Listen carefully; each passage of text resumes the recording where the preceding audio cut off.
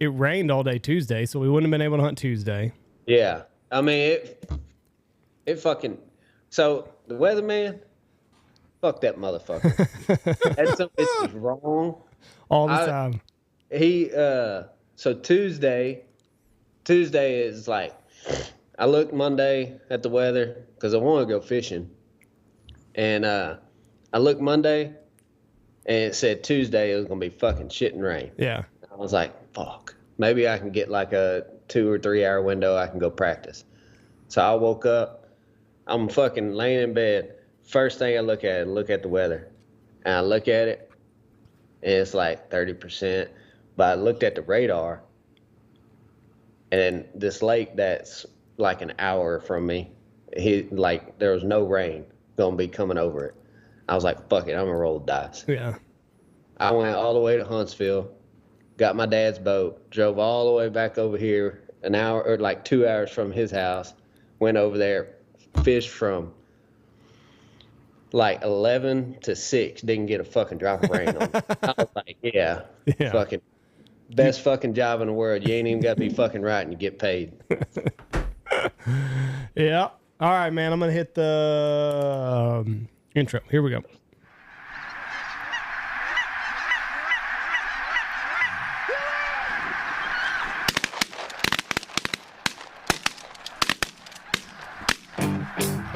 Who that Zen's kicking in? Gotta put 2 of them in. Hadn't had breakfast yet. Oh, no.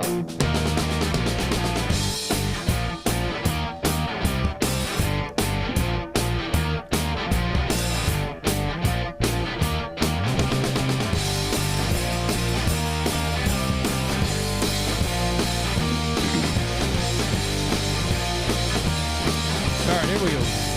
3, 2, 1. Boom, and welcome to the Big Honker Podcast, brought to you by Alpha Outdoor Specialties, home of the Stanfield Stool. I'm Jeff Stanfield with the world-famous Andy Shaver. First of all, before I give a plug to Alpha Outdoors and their incredible products, somber moment. My favorite double homicide, what would you call it, murderer, is now dead. Mr. Orenthal James Simpson. Also known as that piece of shit, O.J. Simpson. The juice is running loose. In hell, probably. Not supposed to judge people. He's running from the cops in the sky. Yeah. Didn't his buddy die already, too, that had the Bronco? I think he died a couple years ago. I don't know. But anyway, he's carrying on his police chase in the sky. Just think of a poor kid. Fly high, OJ. That grew up in the ghettos of San Francisco to being the most beloved man in America at a time. Yeah. Everybody liked him. He was on TV and everything. To hacking up your fucking wife because you couldn't get over the fact that she done dumped your ass, basically. Done did him wrong. Yep. Tell you what, a heartbreak will make a man do crazy things, Jeff.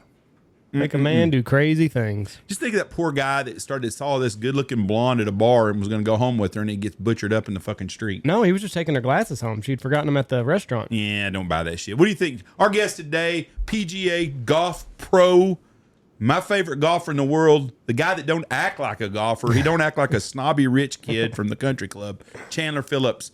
Chandler, what do you think? You think he was just going to take her glasses back? I call bullshit on that. They're all fucked up in the head that do that. Yep. He was ain't no telling. He was going home with her.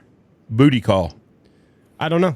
I'm telling you. I'm just telling you. If she'd have been some big fat ugly gal, I'd have said, yeah, he was taking her glasses back to her. It wasn't. She's an attractive I'm not lady. saying that he wasn't going to pursue something, but that's what he went there. Did they have a relationship before that? I don't know. She was kind of, from what I've seen of this, she was going pretty wild that time of her life. Finally broke loose of OJ, and she was sleeping with Marcus Allen. Brentwood wake up call or something like that is what they called it, and it's her going down on the fella. But I don't know. I'm just telling you, the juice is now loose. Yep, he can't get arrested no more. Oh well, I am going to miss his Twitter every once in a while when he says something really stupid, because he would talk about things like someone getting arrested for something. That's not the place for you to be talking, OJ. Yeah. All right, let's talk golf. Big moment in California a couple weeks ago. You tied for third. Me and Andy watched it on TV driving down the road on the truck. I don't know how he could make his truck do that, but we did get to watch you. That's got to be the highlight of your career so far, would you say? Yeah, I'd say so. I mean, it's biggest stage, ever played on. Had a chance to win and came up a little short, but I ain't complaining. Were you nervous at all? Man, it's crazy. I wasn't. Not at all. That's what that's like scary. Like, I mean, it really is, because I thought, after the second round, I mean, we play 4 rounds. After the second round, tied for the lead. Not nervous. Go into the third round. Played with two like veterans, Stuart Sink and Kevin Streelman, guys that's been on tour for I don't even know how long, and they were great. I mean, they, not snobby. I mean, they talked to me all day. Wasn't nervous. And then the last round, kind of lucked out. I actually got to play with my my old roommate. Played. I mean, we were roommates for like 3 years, so that I think that kind of helped out Right. with being nervous. It felt like another round at home, So, but it was fun. Is there a lot of talking amongst the players at that level when you're like, Walking hole to hole. like, are you talking some shit? Because like, if you're going with your buddies, you talk a little bit of shit here and there. Is there none of that? Yeah, Is there none of that going on? That last day, me and Cam, my old roommate, we talked a little shit. We talked a little shit through like the first 5 holes, and then we were both kind of playing good and kind of moving up. I think he was 2 strokes back. I think I tied for the lead through like 5 holes or something like that, and then it was kind of like, all right, motherfucker, like, you do you, I'm gonna do me. Quit talking.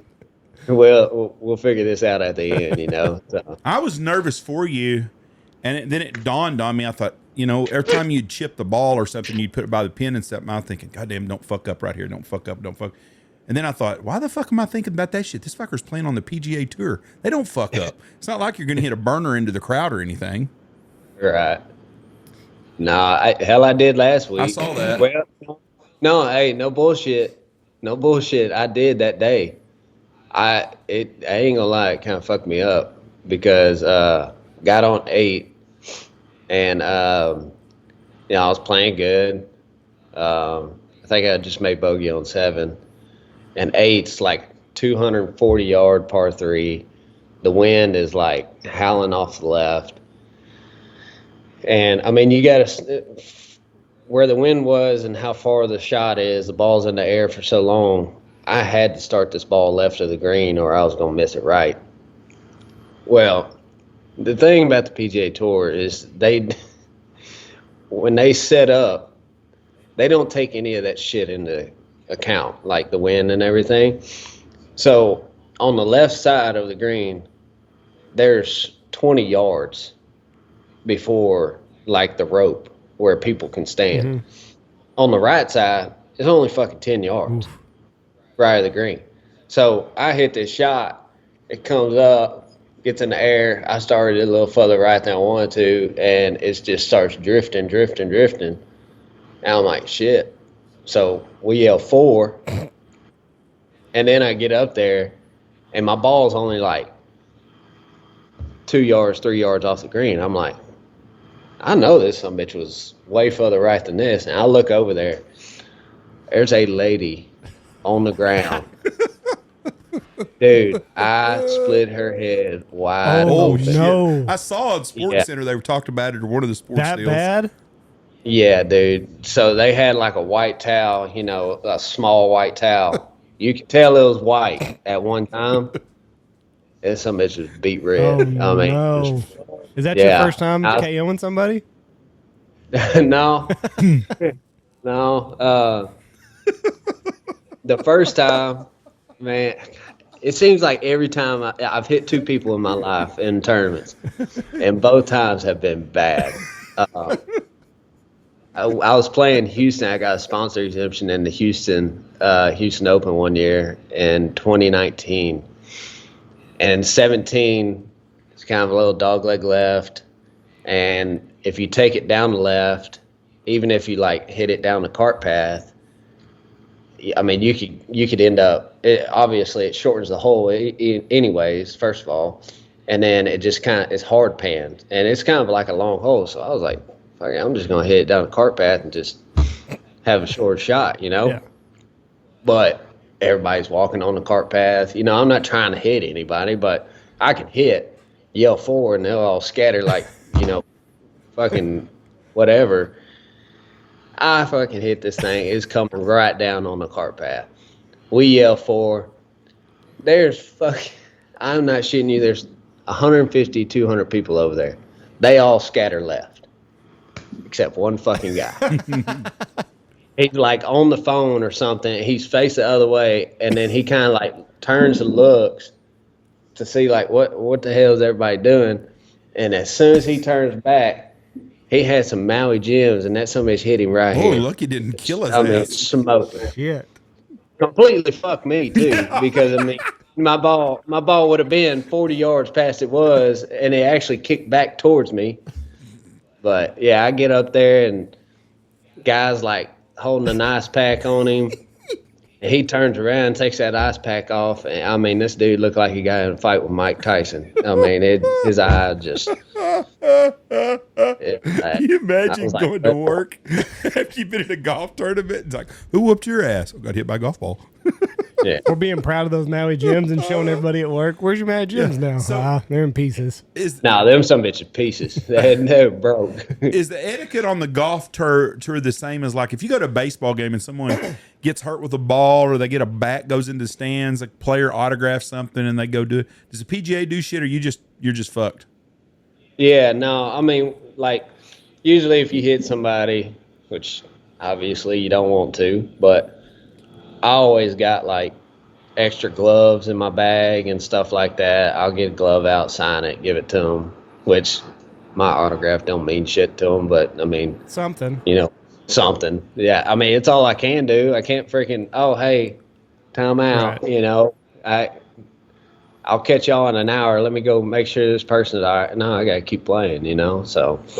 So you play the ball where it lies, like after you hit that lady and it's not where you thought it was going to be, you get to play it right there? Right, yeah. So I got a question. It's not knowing a bunch about the golf tournament and how this works and stuff. The skinny, big-footed Indian guy that won last week. Akshay? Well, what's his name? Akshay Patil? Yeah, that's the dude right there. Sucker's got some. Yeah. His feet must be size 18. They look. Have you not noticed? It looks like Shaquille I'm O'Neal. gonna tell you right now, that TV makes people look a lot bigger than they are. Okay. Oh, really? So he's not a big Yeah. guy.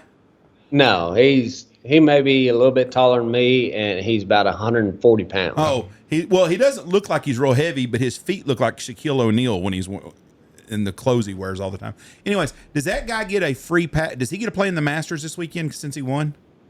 Yes. That's a hell of a deal. Did you get paid? You didn't make the cut last week. Did you get paid? No. So you don't make No. nothing. If you don't make the cut, you're just out. Correct. Okay. I wondered about that because I always follow to see how you've done money wise. Because like the week before you made the cut and you still won $25,000. That's a damn good weekend. Yeah. No, I mean, you make the cut, you can get last place after making the cut, and you'll make 17, 18, something like that. So all you got to basically do is shoot for making the cut, and you're in the money. And yeah, if you make the cut, you're in the money. Or like, so they got this year they've started like the new elevated signature events or whatever. So it's kind of hard to explain, but like they have this thing where so the top 50 in the world are already exempt into the signature events. Then they have like 5 or more spots that are open to from the last signature event to the next signature event. Those tournaments in between, whoever has the most points, the next 5 best in points earned that aren't already exempt into the next signature event or inside the top 50, they can get into the next signature event, which I've done, and I'll be playing in it next week. And those signature events, there's no cut, only like 55, 60 guys, and you're guaranteed getting paid, and guaranteed playing 4 days. Where is that at next week? Hilton Head, South Carolina. What's that tournament called? RBC something. Yeah, I'll go with that. It don't matter. I didn't know. I just didn't know if it was like a John Deere Classic or something. So you're guaranteed in that tournament. If you continue to do this and you're making the money ever like the top 10 every 2 or 3 weeks or month or whatever it is, will you get to play in the U.S. Open, or do you have an exemption for that too? Right now I'm not in it, but if I did that, if I kept playing well, top 10 here or there, you climb up like getting third in Florida the other week. That took me from like 215 in the world to like 111.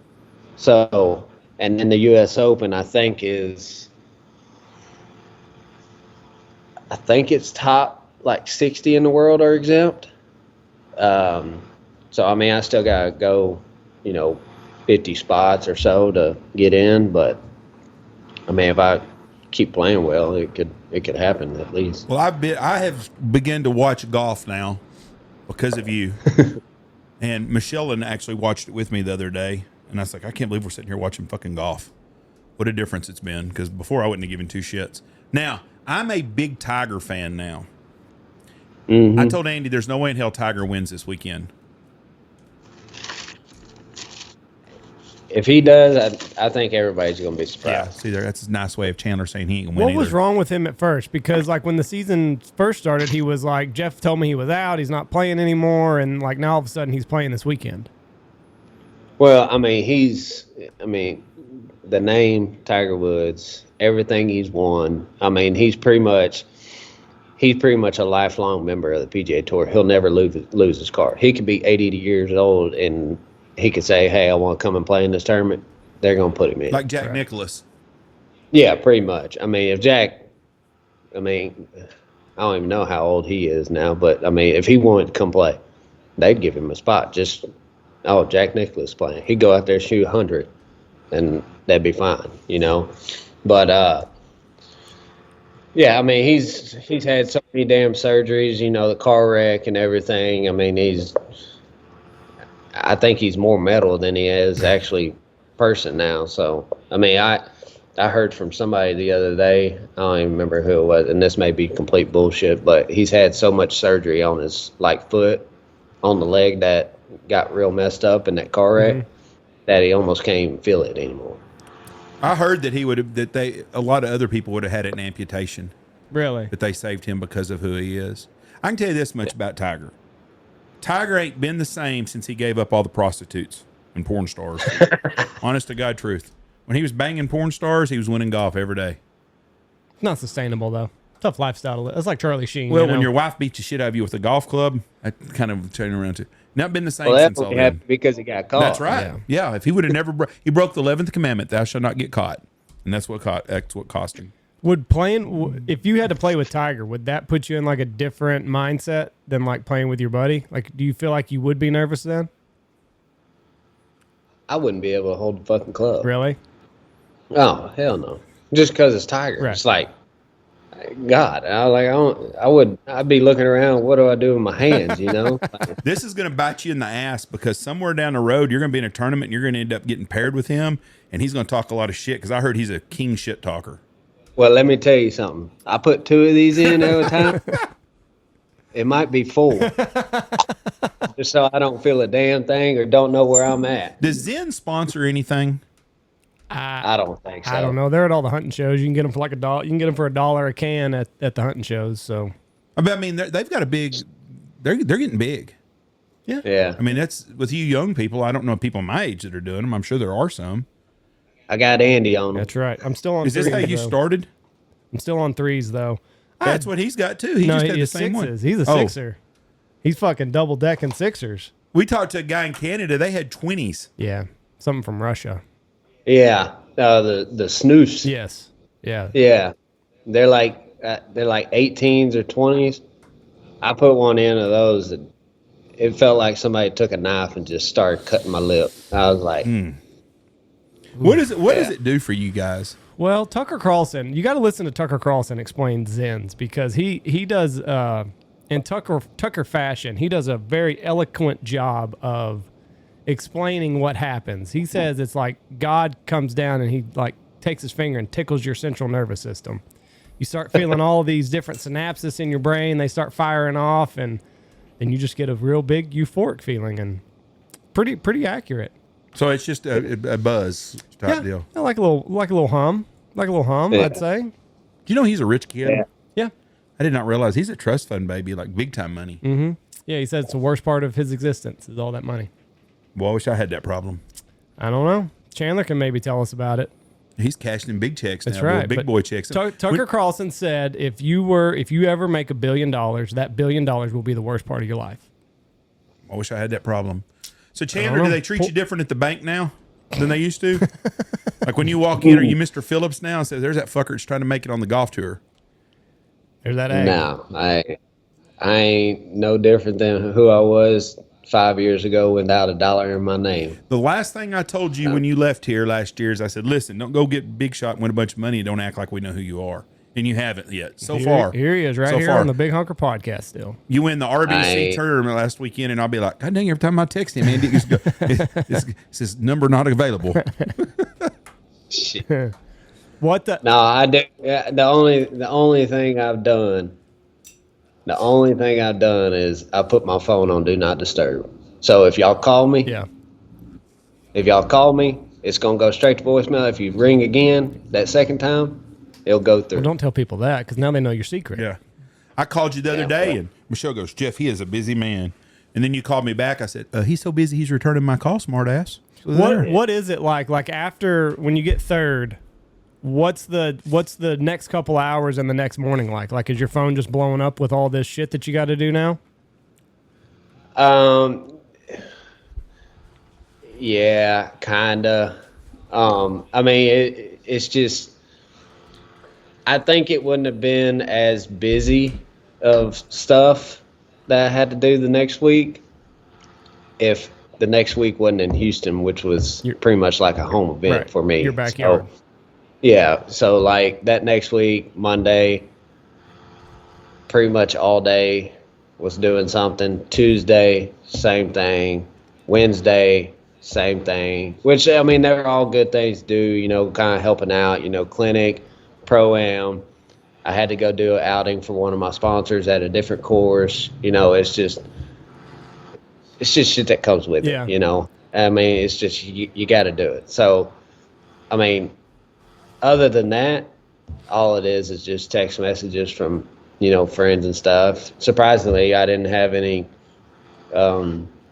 with all the text messages, I didn't have any random numbers, so I didn't ignore them or anything, I mean, the thing is like, if I don't know the number, I'm like, I want to say thanks, but it's just like, I don't know who it is. I don't want them to let them know exactly who, like, this is my number, and it'd be somebody I don't want to have my number. Yeah.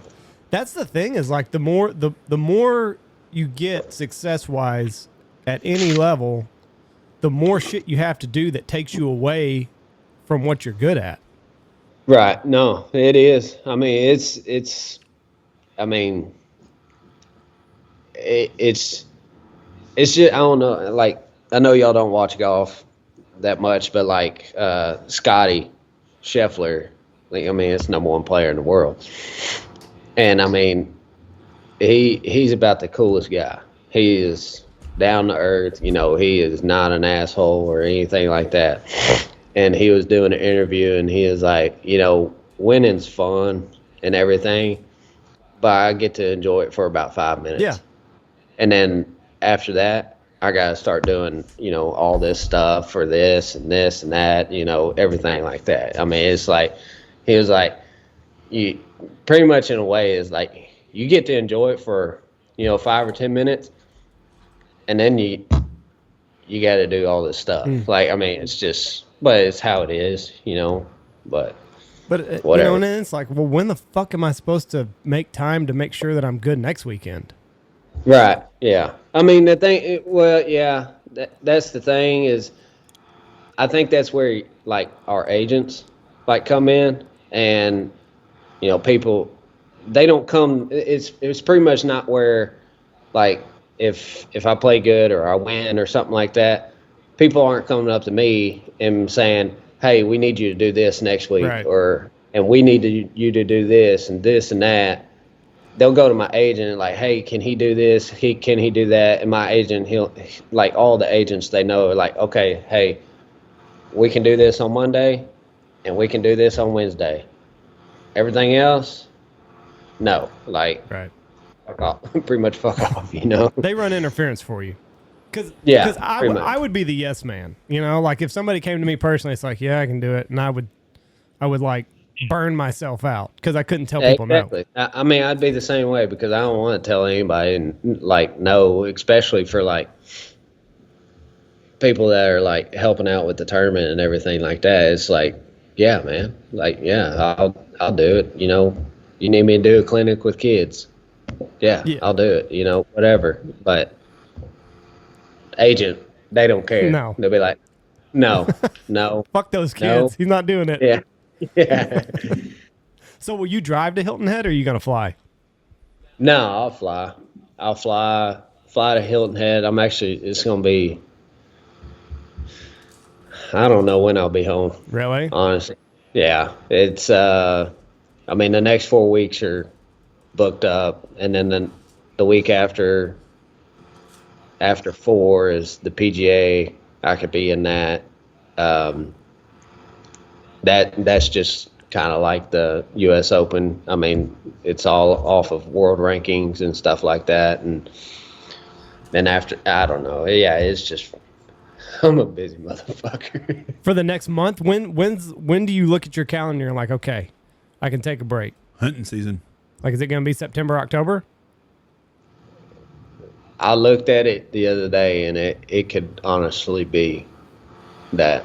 Whew. Yeah. And Because, I mean, the thing is like where I'm at right now. I mean, so like the FedEx Cup is like, okay, first of all, you got to finish inside the top 125 to keep your card. But if you finish inside the top 70, you make it to the playoffs. Mm-hmm. But if you make it to the playoffs, you're guaranteed into every tournament next year that other than the majors. So that's top 70.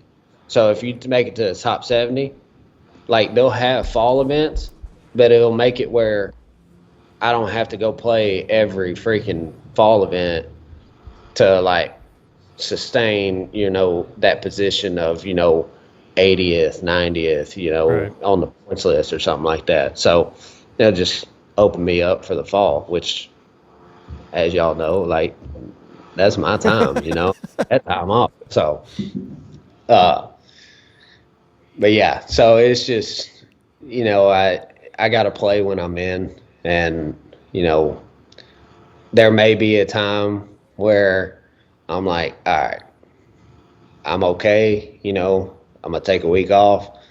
But then it's crazy, man. Like, I mean, this week, it's the Masters. There's no other tournament going on. I'm sitting around with my dick in my hand, just like, God, I don't even know. Like, I don't know what to do. Like, I mean, it's been raining. Yeah. I got to sit at the house. I don't need to practice. Like, I need to actually take a few days off, which I have done. But then it's like, okay, I can't go fishing because it's fucking raining. Mm-hmm. I can't, and sitting at the house is the fucking worst thing in the world. Like, I can't stand it. And I don't even have, I don't have ADHD or anything. It's just like, I hate sitting at the house. I'd rather be outside, fishing, hunting, practicing. I mean, if it comes down to it, fuck it, I will go practice if I ain't got nothing else to do. But I mean, yeah. So you don't do nothing this week, and then next week you'll play in the tournament in Hilton Head, and then every week after that is basically a tournament, unless there's the U.S. Open or one of the big ones, right? Right. No, it is wide open from here on out. But you're in every other PGA event outside of the 4 majors, right? And the signature events after this one. I mean, I could play myself into it, Right.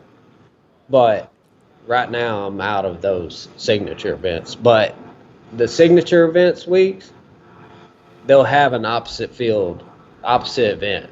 So like next week, signature event is in South Carolina at Hilton Head. There's also an event down in the Dominican Republic. So, I mean, it's just, but it's the guys that aren't in the signature event. The points aren't as much. Hell, the winner at the Dominican next week, he could win the tournament twice, and he still wouldn't have as many points as the winner in Hilton Head. But what kind of money is the Dominican one? Is that a PGA event too? Yeah, that's another thing. The Dominican is a full field of 150 guys or 144 or something like that, with a cut, and the purse is I think like $7 million. Whew. The one that I'm going to, there's no cut, and the purse is $20 million. God damn. And you got the wrong sport. Too bad you can't hit a golf ball. Can't hit a golf ball to save my fucking life. No. Tell you right now, Andy at one of those courses, I really honestly don't think he could shoot 150. I'm 100%. I'm not dogging on Andy. I've seen him play golf. I've seen him drive the ball backwards. I did do that one time. I mean, he's fucking terrible. I mean, he really, really is a terrible, terrible, terrible golfer. I'll make up for it in other ways. I can kill a turkey and kill geese. You can do that. I can't do that. So, but I would bet everything I have I could beat Andy by golf by 10 strokes easy. And I'm not that good a golfer no more. I'm decent. I can edit the shit out of a podcast. Yeah. So Chandler, are you going to like? It just blows my mind. There are guys that still want to gamble with you at country clubs, right? I don't know. I ain't been. I ain't had time. You know. I mean, I'm sure if I called my buddies down at the little 9-hole course that we usually gamble at, I mean, I'm sure they could find a game, but I can guarantee you I'm gonna get fucked on it. Like, just. So the rules are set against you then. Yeah, I mean it's. I mean, in a way, like it will be fair, but at the same time, I'd have to play my ass off to win any money. Mm-hmm. Yeah. Golf is such a fine. And the thing is like last summer. I mean, I don't feel like I'm no better than I was. I don't feel like I'm any better now than I was last summer. And last summer I went out there and played, and I lost freaking $7,900 in one day. Like, I mean, it's just. And I watched another guy that was on my team. You know, everybody has their own bets and everything, but you're still playing on this like 3 versus 3. And I watched a guy have to wire money because it was so much. Shit. Yeah. That'd be fun to be that good at golf. Golf is such a thin line between being there. You can go to any big country club and find a guy on that golf course. It's really a really, really good golfer that's just a stroke or two away from being a great golfer. And that's the thin line, you guys, and you're above that line. But yeah, I mean, there's so many. There's so many in the world that, I mean, that could be doing what I'm doing right now, and it's just playing good at the right time and getting status and working your way up. I mean, hell, the other day, like my caddy, his name's Braden Bailey. We're playing, it was the week before the Valspar. I mean, the best tournament I've had all year so far. He lives here in College Station too, and he'll come out and practice with me and stuff like that. And we went out there, played 2 days in a row. Some bitch beat me, and I'm just like, fuck, like I'm thinking like, God, this next week's, But I mean, it's not. But it's like, it's not a surprise. Right. I mean, he played college golf. He played at Baylor. And we played against each other all the time. Like, I mean, he's a damn good golfer. Like, he's really good. He could play with anybody. But it's just the timing of playing right that hasn't lined up for him. Which, I mean, it didn't line up for me I turned pro in 2019, and I didn't play my first full season on the Korn Ferry till last year. Mm-hmm. So, like, 4 years. So, I mean, it didn't line up for me for 3 or 4 years. It's just... You got to take advantage of it when it comes, So does he have aspirations to be a golfer? Yeah, I mean, I think he did, but now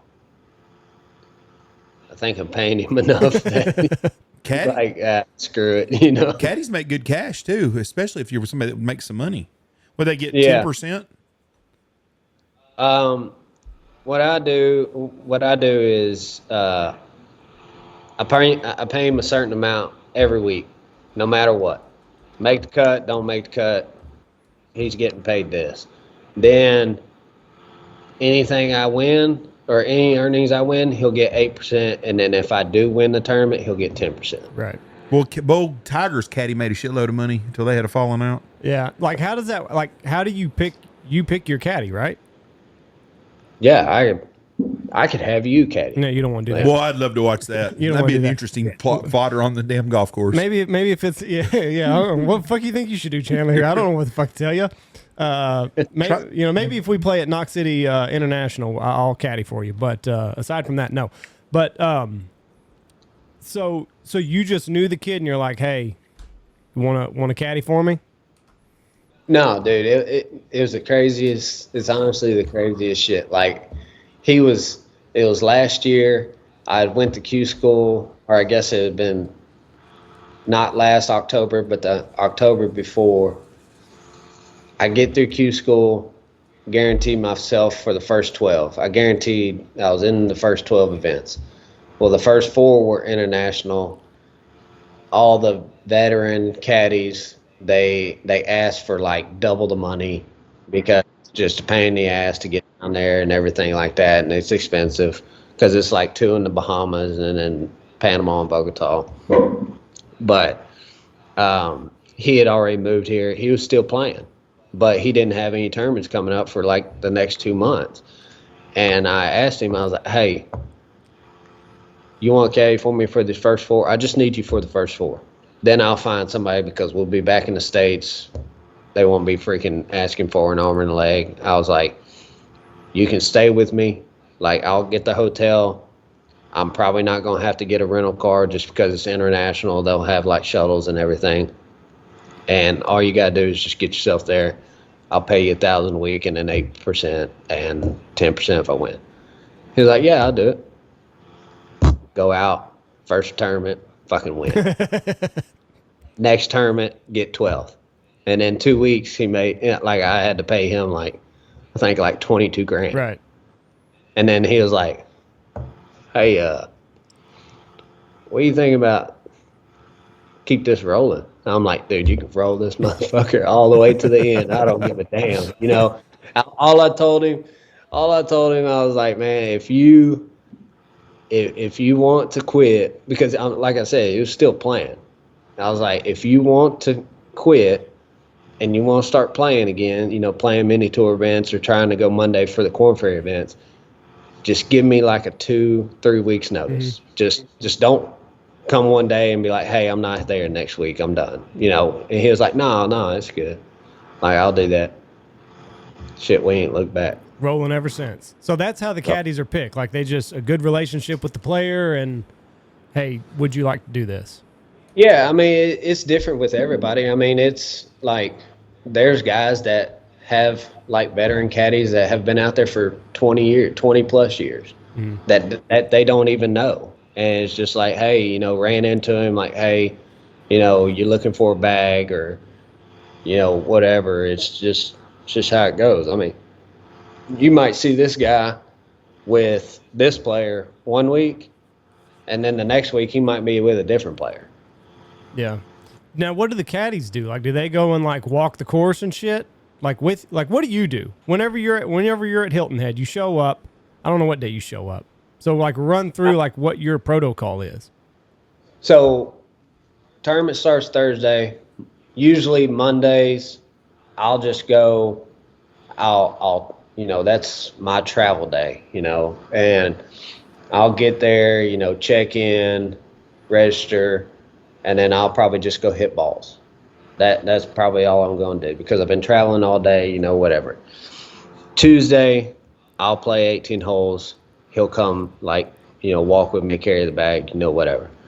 Wednesday, I'll probably just hit balls, practice, this and that. He may go, hey, I'm going to go look at, 7, 8, 9, or, 14 through 16, look at these greens. I hear that they're tricky or, whatever. Yeah. I'm going to go roll some balls on them. He may take off and just leave me on the putting green or the chipping green, which is fine. I mean, hey, go do what you want to do. I don't give a shit, Just tomorrow morning, 8:15 tee time, be here, Right. So there is a little bit of scouting involved in this. Yeah. Yeah, I mean, it's just like hunting. Yeah. I mean, it's just like, the greens, like, that's the main thing. Because, we get yardage books that tells you, like, okay, there's a bunker out there. It's 285 yards to the bunker. Well, okay, I could hit driver and squeeze it between that and the left rough. Like if it's on the right, I could squeeze it between the bunker and that, or I could hit 3-wood and I could just take that bunker completely out of play and stay short of it. Mm-hmm. Hitting shots is not so much, a big thing, but the putting, like the greens, figuring out like, okay, this putt looks like it goes left, but it actually goes right, or vice versa. That's the shit. But the practice rounds are a pain in the ass. I hate practice rounds, but you got to do them. But practice rounds, you'll be out there for 6 hours playing 18. Well, there's 150 guys doing it, right? Yeah, more than likely. Maybe not all 150, but yeah. Fuck. Yeah. I just realized too, you don't get a day off when y'all are running 6, 8, 10 weeks in a row. You're traveling on Monday. If you play, then you make the cut. You're playing till Sunday, so you're not even coming home. Open. You're just going from course. Wide. Yeah. Yeah, it's wide open every day, and the thing is like, even if I miss the cut, okay, you finish Friday. It's not even worth coming home, leaving Saturday, coming home, and then. Okay, you got a day. You literally only have one day at home, and then you got to get back on a flight and then go. It'd be one thing if I had an airport that was, 10 minutes from me, 15 minutes from me, but the closest airport to me is an hour and 20 minutes. What is that, Houston? So I got Houston and Austin. Oh, okay. Same distance. Okay. So, I kind of fly out of both of them. It's just whatever's cheapest or whatever I can get as a direct. I've never flown into Austin, I don't think either. It is the best airport in the freaking world. Really? Small and easy? Small, but you can get anywhere you want. Because everybody flies out of Austin now. It is, and flying in, from the time you get to the gate to the time you can walk out and somebody picks you up, it'd be 15 minutes and you'll have your bag. So it's like Lubbock is. Lubbock's a real easy airport in and out. Because nobody goes there. But Lubbock doesn't have all the destinations. So, you'd always have to get a connecting flight. You'd have to go from Lubbock to DFW on to wherever you were going to go. So yeah, no, Austin. Straight shot everywhere? More than likely. Yeah, I don't think I've ever flown in or out of Austin. I have San Antonio, but I don't think I have Austin. I have to think on that. Anyways, I didn't know, but it's a pain in the ass going into Austin, but so is going into Houston. What do you mean, driving in? Fuck yeah, Austin's terrible. That plane's grown up so bad. I avoid Austin. The good thing with Austin for me is the Austin airport's on the east side of Austin. Right. So for me, if I hit traffic, it's the last mile to the airport. Other than that, I'm freaking driving 90 with everybody else in Texas. I got a funny Austin airport story though. I'm not going to say his name, but he might have been one of my bankers at one time in his life. He was in Austin on business, and there's a strip club by the airport called the Hangar or something. Is that the name of it? Do you know? I think that I'm not going to put you on the spot like that. Anyways, I think it's called the Hangar. Anyways, he was in there with some guys. And this girl comes up and starts dancing. He said, boy, she looks kind of familiar. Mm-hmm. He was looking at her and stuff, and she comes over to their table to do a lap dance, and she turns around and looks at him. She's like, oh, my God. It was his neighbor girl. Oh, no. Shit.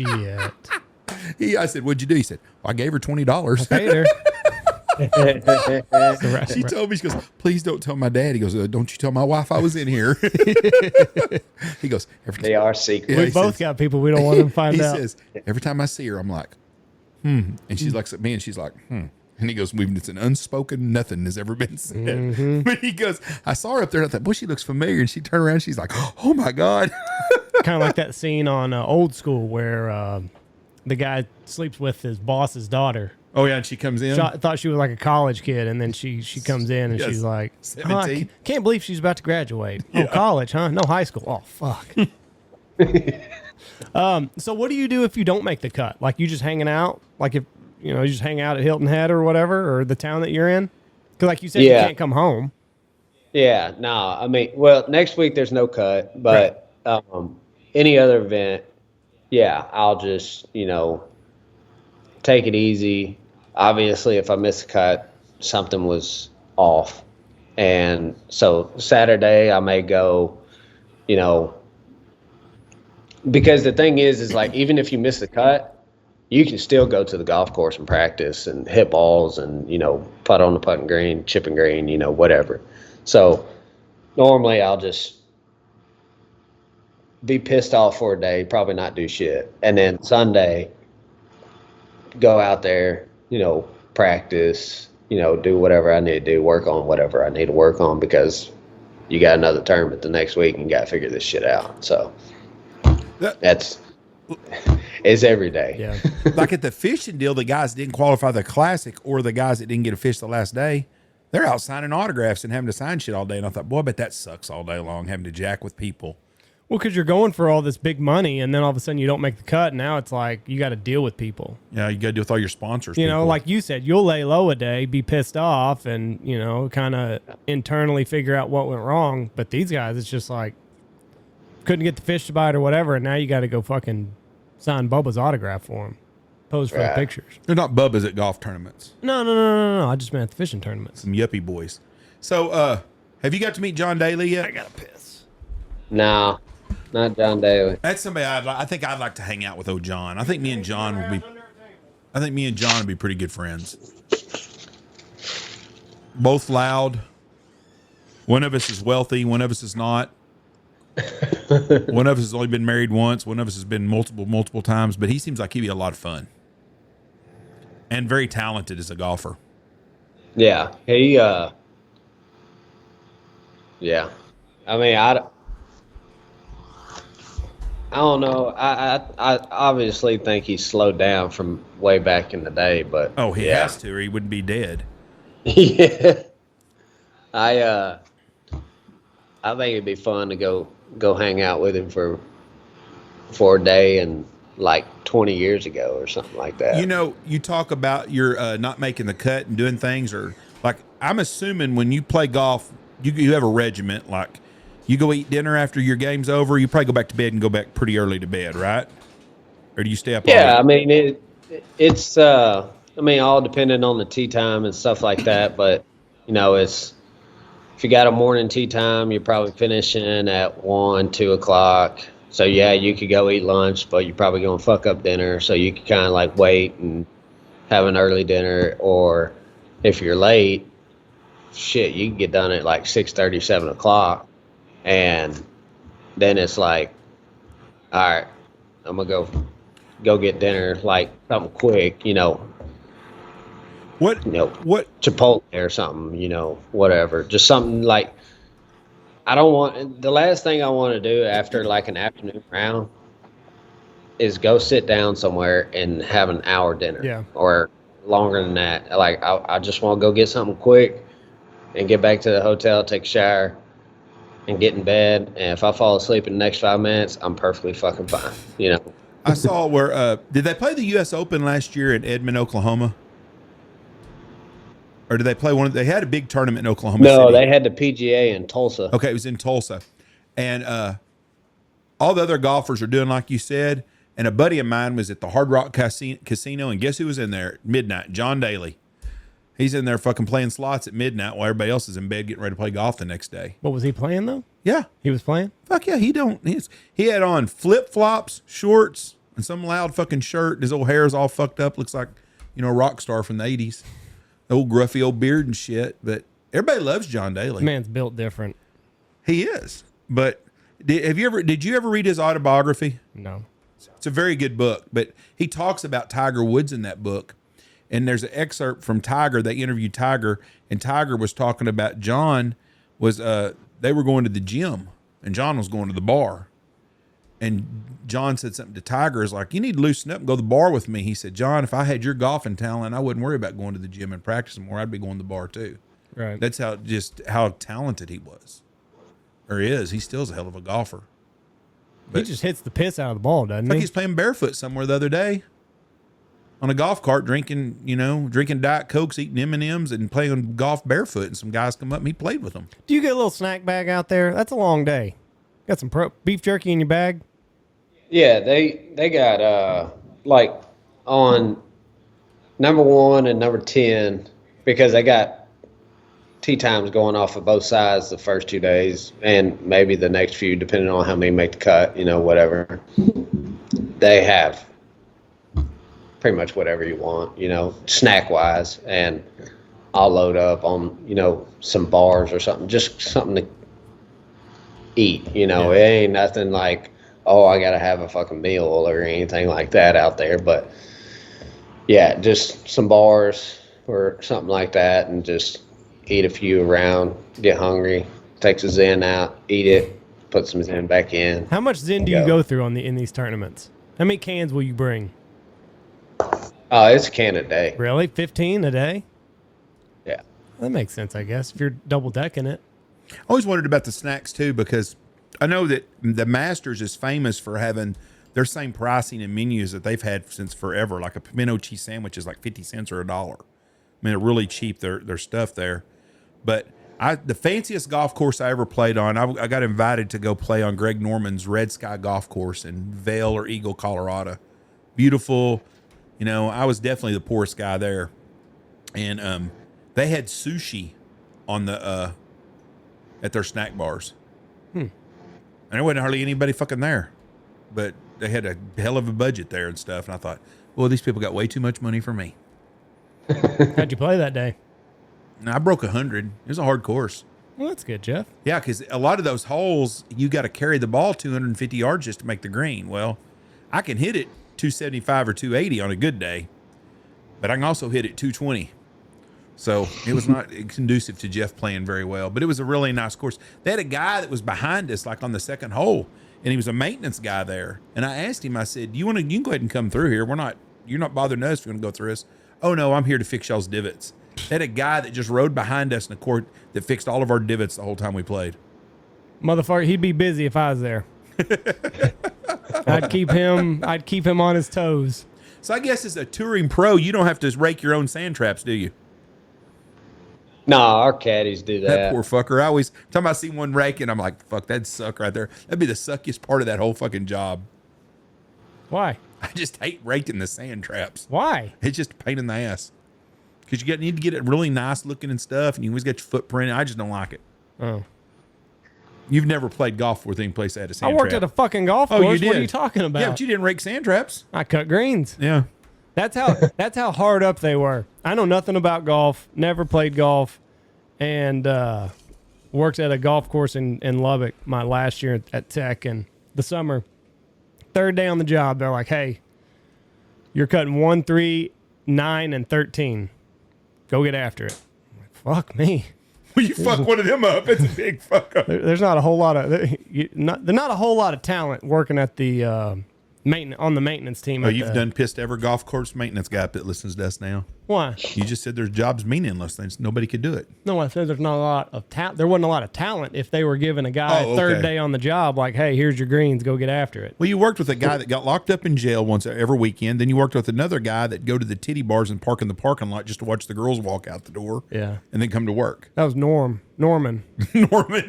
Every morning, because he lived south of Lubbock, and there's a titter on the south side of Lubbock, and so you had to get there real early, like 5 o'clock in the morning. You only work like until noon or whatever, which was perfect. I loved it because, with hunting season like I am, it's no big deal for me to get up early, and like you're done at noon, so you can go fuck off at the pool or whatever. You can enjoy your summer. So every morning he would leave his house at like 3 a.m. when the bars were closing, when the titter was closing. He'd go park in the parking lot, wait for the dancers to walk to their car. And like, I don't know if he'd beat off or whatever, but then like he'd show up to work at 5 and he would just tell everybody about, yeah, Clarissa, her and her boyfriend, they must be having problems because she was in an argument with him in the parking lot today. And I sure do worry about her. I almost got out to make sure to see if she needed any help. And like, yeah, Norman, you should probably just sit in your fucking car and just don't tell them that you're there every morning. Yeah. You're going to get a restraining order. Tell Chandler about T-Rex. Yeah, so there was another guy towards the end of the summer. He came on in like July, and he had like a half arm. He had like a T-Rex arm. Would hang up here. He was a weed-eating motherfucker, though. I don't know how he ever got started, but he could take that one arm and balance it, and I'm telling you what, he could weed eat. He weed eat twice as much as I did with 2 good arms. And he was a son of a bitch that could rake the sand traps, too. T-Rex. If I can get my old phone fired up, I got a picture of him. I got a video of him weed eating one day. It'd be interesting if I could get that phone to turn on. I'm telling you what, though, he was a weed-eating jack. It was awesome working there. I loved it. And then, like, when I got done cutting greens, I went with this old Mexican dude, hated fucking gophers. And we had a lot of gophers. No, prairie dogs in Lubbock. Hated them. Like, you watch Caddyshack, that's him with prairie dogs. So, like, we're fucking poisoning their holes, and he's got a little 22 that the superintendent doesn't know he has, and we're shooting prairie dogs, and I fucking loved it. I'd go back and work there in a heartbeat. Real life Caddyshack. Oh, it was awesome. The groundskeeper, they hate the pro shop guys, and it was a whole rivalry. Did you? I absolutely loved it. See, I had a job I loved. I didn't make no money. I was a delivery guy at a furniture store, and that was my favorite job I've ever had in my life. I'd go back and do it tomorrow again, like you said. Mm-hmm. If I could, if started my whole life again, I'd still work there because I had so much fun working there. I really enjoyed it. Did you ever have a job like that you had that was not a career job, but just a job you really, really, really liked? You asking me? Yeah. Oh, Or have all you done is played golf?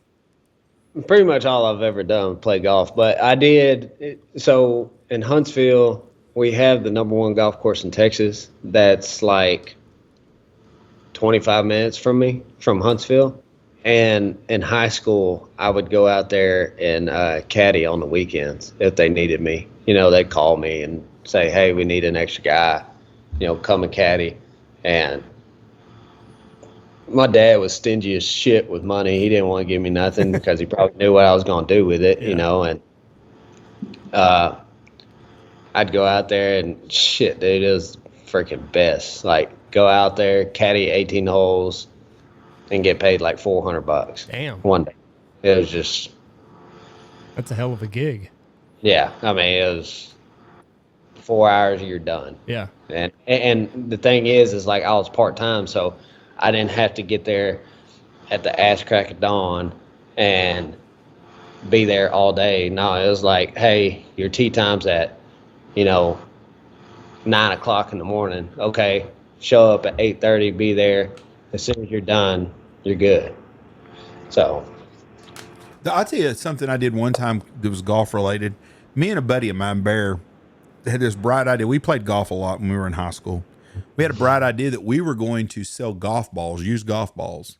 So we went to the country club and the big, nice public course in Wichita Falls, and we got in all the ponds in the middle of the night, and we waited and got all the golf balls out of them. Dickhead.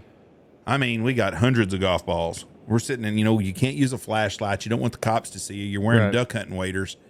The problem is it's hard to sell used golf balls in Wichita Falls because both places that would have buy them, they're their fucking golf balls that you're selling back to. Were they stamped? Like, was there a no, but logo? they all come out of their fucking ponds and shit. Right. There wasn't a market. We got a guy that gets our balls out of our ponds, and we buy them from him. Well, he ain't gonna hold a whole lot to sell when he comes in here in a couple of weeks because we done cleared them some bitches out. It was fun. I'd go back and do it again though. And like I got the idea from a friend of mine. He worked at a golf course when he was in college, and I was like, fucking cutting grass all day. But like, if you're there every day and you got most of your teeth, like, you're gonna get to cut greens. You're gonna get to do something pretty fun. Like, you're not just running a weed eater all day. Right. So Bobby Knight played out there. Nice as could be. Never saw him throw a chair or anything like that. Really, really nice. Like if he saw us working, like we'd kind of pull over to the side and he'd do what he had to do, and he'd always make a point to like swing back around and tell everybody hello. You know, that's kind of like somebody right now saying that about OJ. He's a nice guy. I never seen him stab nobody. Never stabbed anybody. Never saw Bobby Knight throw a chair across the court. So, like, what do you think happened in your career to where, you know, you are where you are now? Because, you know, you like you said, you spent 3 years on, you know, not even making it. And then, like, now here you are, third at an event. Was it just repetition? Yeah. I mean, it's just like I was talking about earlier with, like, my caddy. I mean, you play right at the right time. Yeah. And take advantage of it and, you know, go with it. That's all it is. I mean, there's so many, like I was saying, there's so many guys in the world now that don't have any status anywhere that could come and compete. Like, I mean, it's just taking advantage of the right time. And it took me 3 years to do it, and I did it. And now I'm on the PGA Tour and living it up, you know. Were you ever like close to quitting or anything? Did you ever have that moment where you're like, I don't know if this is ever going to happen? No.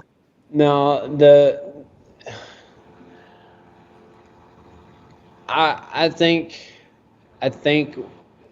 where if it ever got to where I had, because a lot of guys that don't have status, more than likely they don't have any money. Mm-hmm. Because they're not making any. So they got to go get pretty much like investors or anybody that would like, hey, you know, I'll give you 20 grand or 30 grand this year, and but if you do that, 99% of the time they're going to want, hey, I'll give you 20 grand, but I want half of your earnings this year. Like, and if you take off, say somebody did that for me and I took off, and I, you know, got on the Corn Ferry and, you know, started playing, made what I made last year, I had to give half of that back? No, I ain't doing that. So I'd pretty much made up my mind if, like, I ever ran out of money and I had to ask for money, I ain't doing it. You know, I'll do something else. You so know, there's guys that do that? Yeah. I ain't going to name any names, but I had a buddy that he didn't get in a bad spot, but he did. I don't understand why he did it, but he had 3 guys give him, you know, X amount, you know, 20 grand or something like that. And at the end of the day, every event, any money he made, he only got to keep like 10% of it. And it's just like, what? What'd you think was going to happen here? Yeah, you can't do nothing with that. Like, I mean, it's just so, yeah. So there are guys out there. I can tell you right now, I could see where if you're a pretty decent golfer, and that would be a good investment for somebody. That's a real good investment.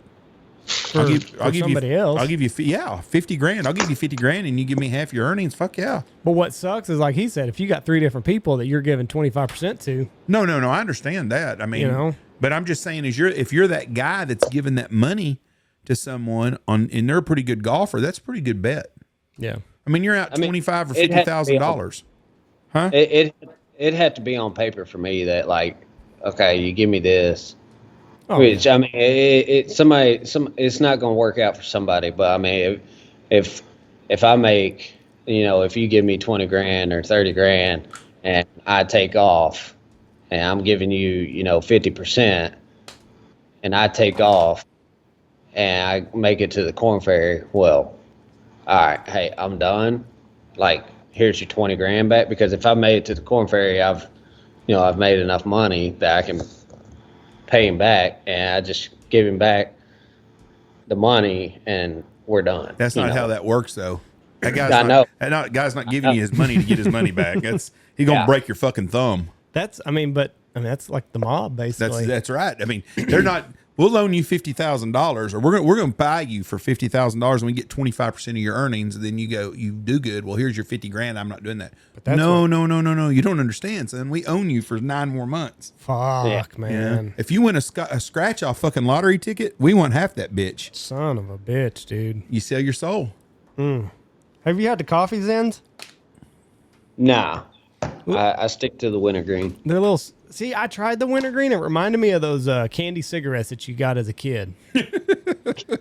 Very, very overpowering. So, I do spearmint, but I'm out of spearmint, and I had coffee here. I don't know. It's a little sweet for me. Kind of like dessert. You know, it's okay, but I stick to spearmint. I tried wintergreen. Eesh, it's a little stout. Stout. A little stout. Now, did you dip, didn't you? Or did you always just do Zens? No, it was so back in like high school, I used to chew like Red Man and stuff like that. But then got in college, freaking, you could almost classify me as an alcoholic. Oh, like yeah. I was going out all the time and drinking and everything, and they, like, I don't remember what it was. It was like junior year. They came out with the damn puff bars. Yeah? Well, my drunk ass all the time, you know, somebody would have one and be like, hey, let me hit that. You know, I hit it. I mean, it's nothing bad. It's just nicotine or, it's, you know, whatever. But I'd hit it, and I'm just like, oh, shit. Like, I mean, you have 4 beers. Yeah. You hit it. It'll take you to like where you had 8, just off of one hit, you know? And I was like, shit, I gotta have these. Well, it wasn't very smart for me because I got fucking asthma. Oh, no. So I'd wake up in the morning and I'd be gasping for fucking air. It's all in that So vein. so then they came out with the Zens, and I was like, shit, I'm gonna try these, and they get off these damn puff bars, you know, and tried one and started doing them, and I was like, shit, these are better. You know, these actually stick with me. It's not like I can hit this damn puff bar every 5 minutes or something like that, you know? Yeah. So yeah, that's how I got started on.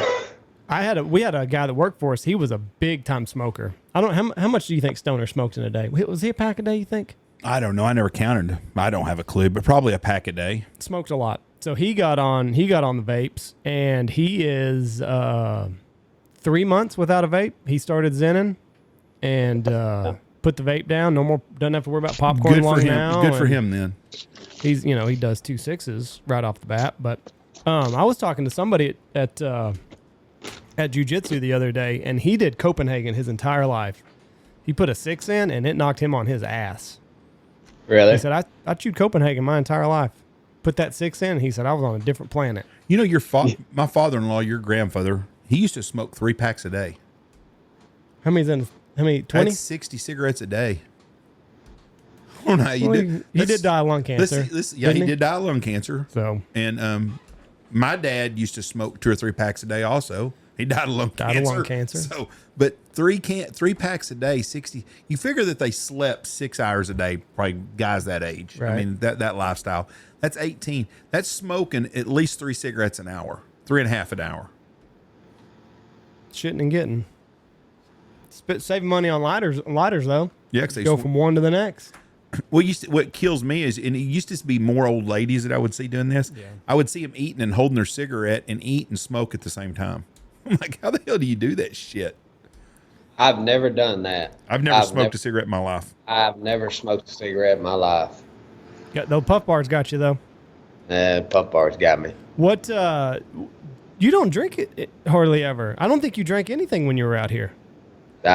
Dude. He just said he used to be an alcoholic almost. Well, I know that, but I mean that's also college. Yeah, well, hell, I don't care. It's been so long now. I got busted. Oh, okay.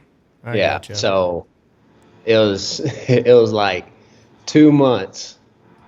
2 months before I graduated. It was actually on April Fool's Day. Everybody thought it was a joke. You got D wobbly? Yeah. Oof. I freaking like an idiot. It's back, but I mean, it's back when I didn't have $1 to my name. Yeah. I was drinking for free at a bar because I had a little, deal or whatever with the manager, and yeah, I didn't have $1 to my name, so I couldn't Uber. So I was just driving. Too poor to Uber. I never heard that one before. when That's a you're good poor. one. And yeah, I got freaking busted, and ever since then, shit, dude. I don't. Did you have to call If I do, well, I'll tell you this. My girlfriend and my mom, they put on a party, or a get together after I got my card last year in October.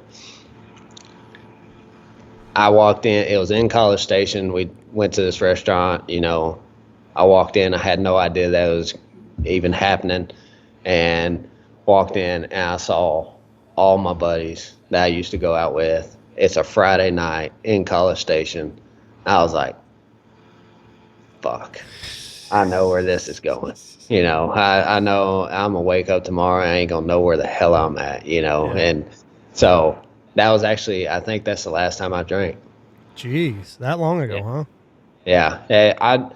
Plus I don't drink at tournaments because I mean it's just fuck, man. It seems like back in college, yeah, I could go get absolutely hammered. Next day I could have qualifying and be perfectly fine, And now, dude, I have like 3 beers, 4 beers. I wake up the next day, I won't have a hangover, but I'll feel like I got hit with a fucking bat. Yeah. And it's just, can't do that. I can't do that now and feel like I can Play. actually compete. Yeah. Yeah. I don't drink as much as I used to. I don't know what it is. I think people just kind of go through ebbs and flows in their life, but I didn't drink a lot, but a couple years ago, you sit down to edit a podcast or whatever, and I'd have a bourbon or whatever, and bourbon would be 2, but it got to where I'd wake up and, like you said, I wasn't hungover, but I just didn't feel good. I didn't feel as good as I could. So anymore, my big thing was I got a Traeger. So, you'd smoke a piece of meat and you got to drink something while you're waiting for your meat to fucking cook. So you spend Saturday drinking all day and cutting the grass or whatever. And, you're sweating it out, but still you wake up the next day and you're like, I'm not 100%. I could feel way better. Didn't we just go to liquor store so you could buy this fancy concoction? Yeah. Have you ever had a Negroni? How was it?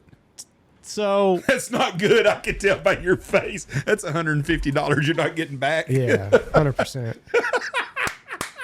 It's called a Negroni, and I was on TikTok, and for whatever reason, my TikTok algorithm is all these people making fancy drinks, doing it in a cool way, kind of like cocktail where they're throwing shit and flipping shit, and ice is on the ceiling and it drops in the cup. Cool cocktails. Well, anyway, he was making a Negroni, so I was like, that's interesting. I think I've heard Anthony Bourdain talk about a Negroni. Anthony Bourdain said it was his favorite drink, so I'm like, oh, fuck, I'll try one. So I got all the ingredients. It's Campari, gin, and vermouth. So it's straight liquor, straight alcohol. Whenever you spray off and that wind catches it and it kind of goes inside of your mouth, God. That's what a Negroni tastes like. Yuck. So spent $127 on Campari, gin, and vermouth. And we made a special trip to go to this liquor store. Oh, we didn't have to go that far out of the way. It's on the way home. 15 minutes out of the way. It wasn't fucking fit. You're in Abilene, Texas. Nowhere's 15 minutes out of the way. Andy was all excited about this drink. I heard about it the whole morning. Oh, I was so excited. Got home, mixed it all up. Did it just you gotta stir it. You don't shake it. Had the whole fucking thing going. Orange slice. Because Anthony Bourdain says use an orange slice, not a lemon slice. I take that first sip and I'm like, whoo, boy. That tastes just like bug spray. So we're not doing this again. Well, I got to now. I'm fucking $130 committed. No, you got gin. You can make gin. You can have gin and tonic. The Campari was the expensive part of the thing. I still don't even know what Campari is. It was an orange liqueur, right? Yeah, I don't know. The Italians love it. So I'm Italian, and you that should don't try sound it, good. Jeff. No, you should try it. You're Italian. You'd probably like it. I don't like this taste of off bug spray. So what's the drink that they make at the Masters that everybody's going crazy about right now? Because I've been seeing that. Something that Augusta's famous for. Is it the lime giblet? Fuck, I don't know. Look it up and see. I ain't got a clue. So when you got your D wobbly, did you have to call your dad to come get you? Dude, it was That's got to be the hardest call ever. so. Yeah, they took me in. They took me in, and they're like, "Hey, you can have your phone for 15 minutes. Write down as many numbers as you need to call or whatever, because you can't call on your phone." And I turned my phone on, and I had 1%. Oof. So, and I had already made up my mind. I'm not calling my parents. Like, I'm just, if I got to call my parents, I'll sleep it off until they let me out, or somebody finds out I'm here and they'll come get me. And I turned my phone on, saw that I had 1%. I went straight to my recent calls, and I got to write down 8 numbers. I had my head coach, my assistant coach, my athletic academic advisor, because me and him were pretty tight, like 3 or 4 of my buddies, and then I think somebody else. I don't know. I called everybody. Nobody answered. I was like, fuck. And my phone died. Yep. My phone died like within like a minute, And then, so I called everybody. I called everybody again the second time. Nobody answered. I was like, fuck this. I'm not calling my parents. I'm not calling them. So I like, all right, man, here you go. I just gave the freaking dude the phone back. I was like, I'll wake up in the morning, I'll call somebody. Like, they're not answering. I go over to the chair, and I just, fall asleep. I mean, it's like 3 o'clock in the morning. And then I wake up, somebody's tapping me, and the guy comes over, he's like, hey, you Chandler? I said, yeah. He's like, all right, you've been bailed out. I was like, fuck, I guess somebody got my message, And I go through the door, some random ass guy. And he's like, hey, man, I'm so-and-so with Brazos County bail bonds, I'm like, okay, yeah, sure. I don't give a fuck. Get me the fuck out of here. I don't want to be in this damn place. So we're walking to the car. I was like, we're not even to the car yet. We ain't even got in the car, walking to his car. And I'm like, hey, who called you? Like, obviously somebody called you to, and he was like, and it's like he knew. Mm-hmm. He knew that. He was like, your parents. I'm like, fuck that. Put me back in there. like, put me back in. I'm not fucking going with you. He was like, no, it's all good, whatever. I was like, fuck. So, go in, go to his office, and he was like, yeah, your parents are on the way, whatever. And he was like, I told him, I was like, hey man, like, look here, when they show up, don't try to stop anything. And he was like, what do you mean? I said, dude, they're gonna come in and they're gonna start swinging for the fences. Like, they're gonna knock the shit out of me. And he was like, no, man, that ain't gonna happen. It's all good. I'm like, dude, you don't know my mom and you don't know my dad. Like, shit's gonna happen. I'm looking at the window. The window, you could see out, and I saw that freaking truck go by. I'm like, shit. So I just looked straight down, and for some reason, my mom was wearing heels that day. She never wears heels, and I could hear it. And my mom's, she's not like a real fast walker, but I mean, those heels were just clank, clank, clank, clank, clank, clank. I mean, walking real fucking fast. And I could hear it getting closer and closer. About that time, whack, just ear hole me, just knocked the ever living shit out of me. And I looked up, and I wish I had a picture of that guy's face. Like, he was just completely like, holy shit. this just happened, you know. So anyways, that all happened. End up finding out that my my athletic academic advisor and my head coach, they called each other saying, "Hey, did you get a call, you know, from Brazos County jail or something?" They found out it was me, and then my head coach called my parents. And I asked him later, like after the fact, you know, down the road, I said, "Hey, I got a question.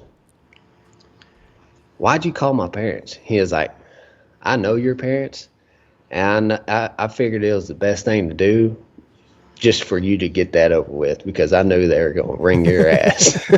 That's hard not to do that though, because as a parent, I would want one of my friends to call me and tell me if my son got in trouble. I would. If my boys get in trouble, I would love them to tell me instead of not telling me.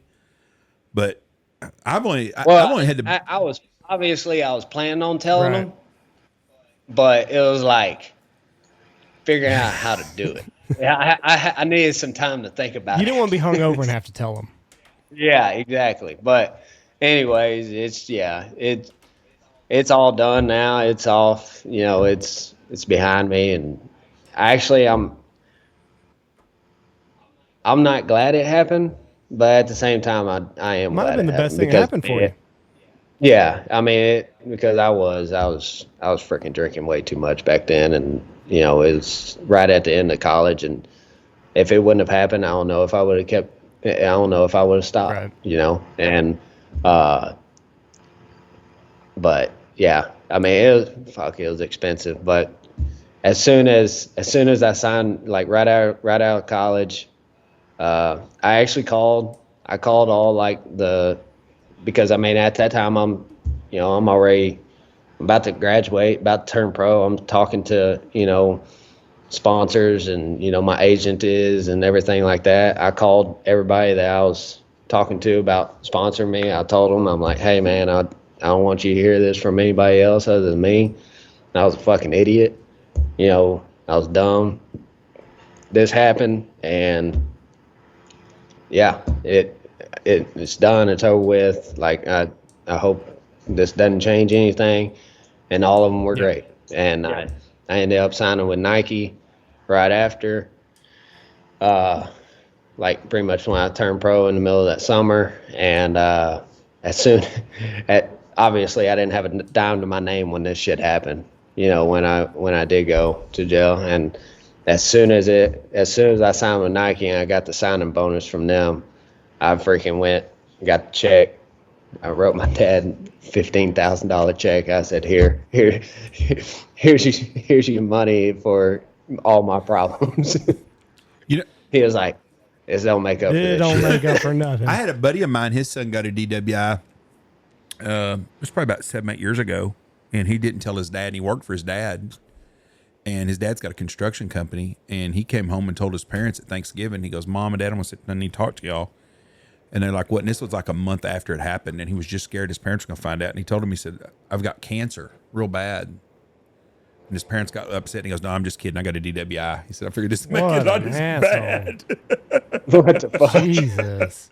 His dad told me I went from fucking scared and hurting to madder than a son of a bitch real quick. But he goes, "Be honest with you," he goes, "it sure took a lot of that deal of the DWI off when you realized how important really life really is." And I thought, well, I'd kill myself. I've only had to bail one person out for. I've magistrated a bunch of people for different shit as a judge, but Tony got a boating while intoxicated one time, and he had to be about, I don't know, I'm guessing he was 19. I was probably 21, 22, and he said he called everybody in the world before he was going to call me because he knew I was going to bitch at him, and me and my dad had to go get him out of jail, and he ended up getting the charges dropped on him, but boy, you could just hear it in his voice. I was the last person he wanted to call.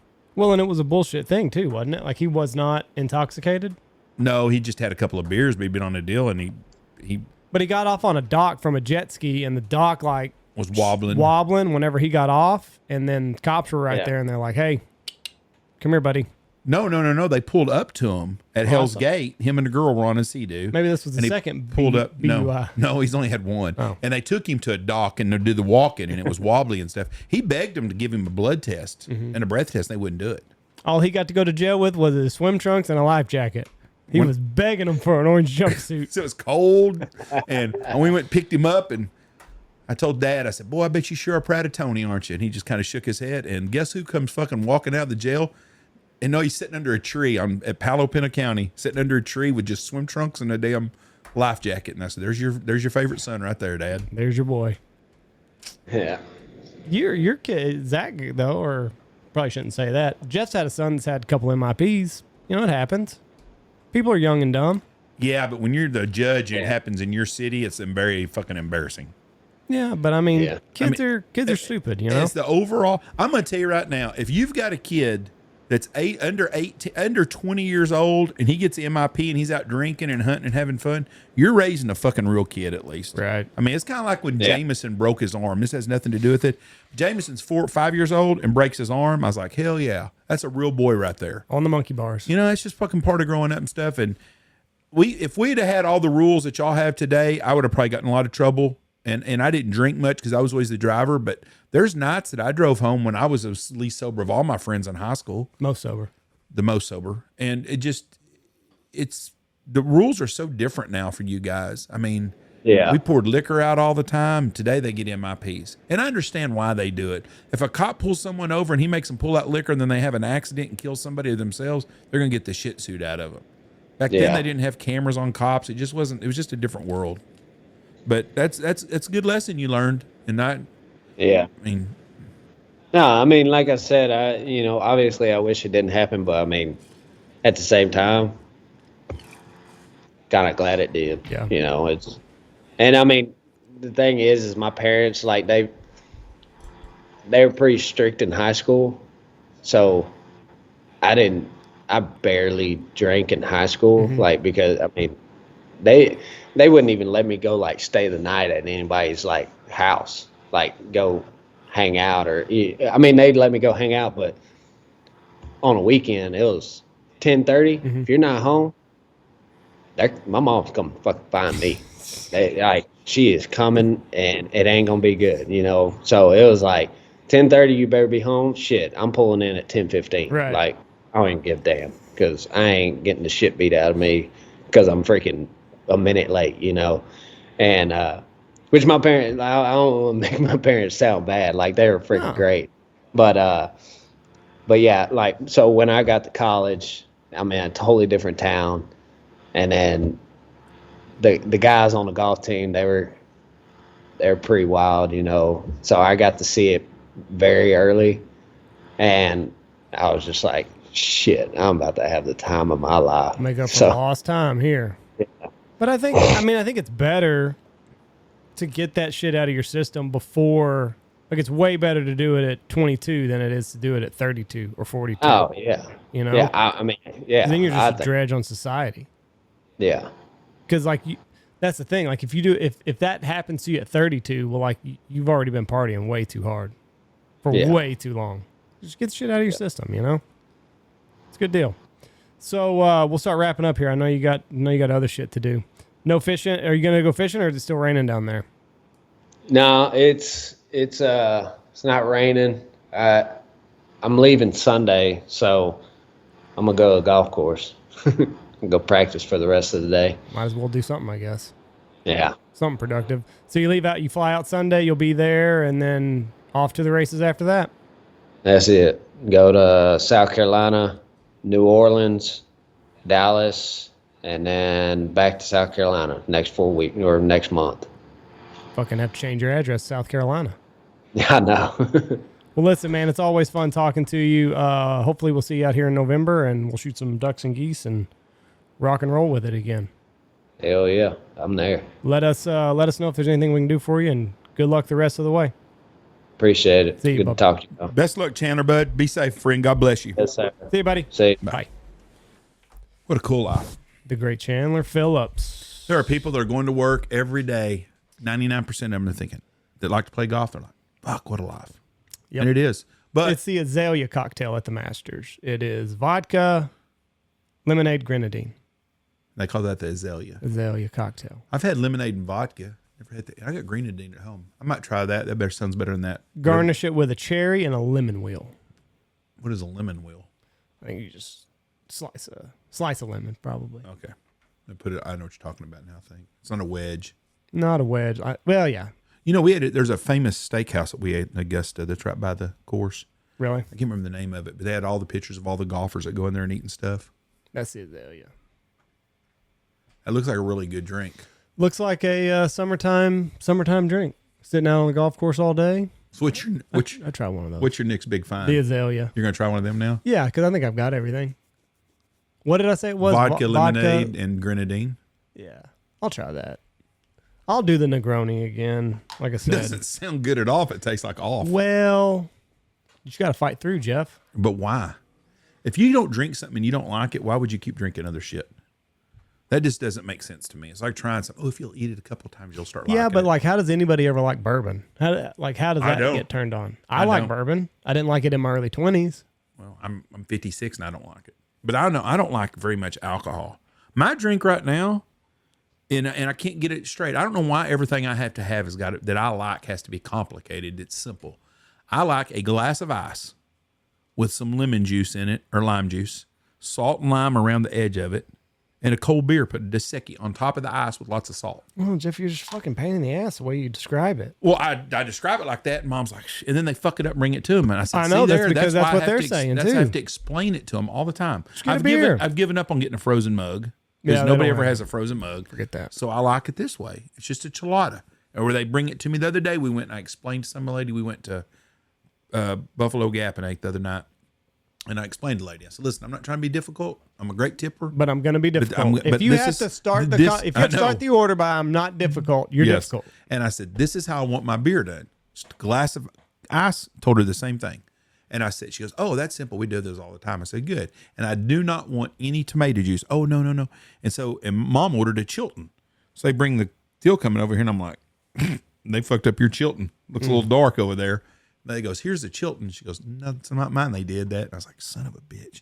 I go, how hard is it? I explained to the lady, I want a chilada, not a michelada, a chilada.